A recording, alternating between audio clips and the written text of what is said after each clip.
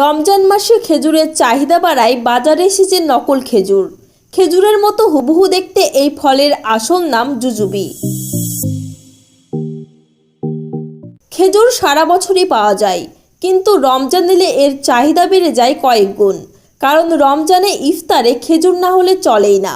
সেই সুযোগে ব্যবসায়ীরা সাধারণ মানুষের পকেট ফাঁকা করতে আগের তুলনায় দাম বাড়িয়ে দেয় কয়েক গুণ।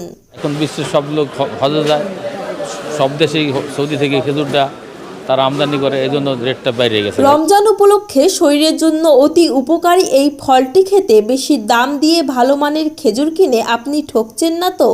কারণ সব কিছু নকল করতে পারদর্শী, নকল করাতে নাম কামিয়েছে সারা বিশ্বে সেই চীনে খেজুরের মতো হুবহু দেখতে এই ফলটি চাষ করা হয়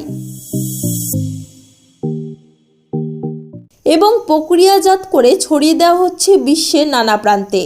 আর এই খেজুরের ভালো বাজার হিসেবে চীন, ইন্ডিয়া এবং বাংলাদেশকে বেছে নিয়েছে। চীনের জুজুবি ফলটা যখন পাকে তখন হুবহু খেজুরের মতো দেখায়। আর এই খেজুরের নানা রকম জাত হওয়ায় খুব সহজেই মানুষকে ধোঁকা দেওয়া সম্ভব। এখানেই শেষ নয়, সৌদি আরবের সবথেকে দামি আজওয়া খেজুর বলে চালানো হচ্ছে জুজুবি নামের এই চীনা ফল। গাছ থেকে জুজুবি সংগ্রহ করার পর ভালো ফলগুলি বাছাই করে ওয়াশ কন্টেনারে দিয়ে গরম পানির মধ্যে পরিষ্কার করে আবার রোদে শুকানোর পর জুজুবি ফল হয়ে যায় দামি খেজুর আজওয়া, যা এভাবে প্যাকেট করে পাঠানো হচ্ছে বাজারে। সেখান থেকে চলে যাচ্ছে বিশ্বের বিভিন্ন প্রান্তে।